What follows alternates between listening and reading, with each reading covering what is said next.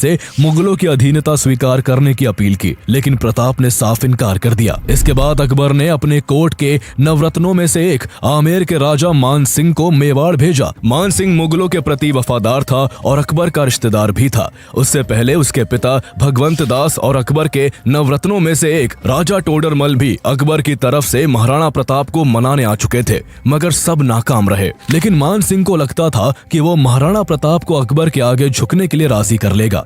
इसी कोशिश में वो उदयपुर आता है, जहां महाराणा प्रताप के पुत्र अमर सिंह उसका भव्य स्वागत करते हैं। उदय सागर झील के पास एक टीले पर मान सिंह के लिए दावत का इंतजाम होता है, जहां सोने चांदी की थालियों में खाना परोसा जाता है।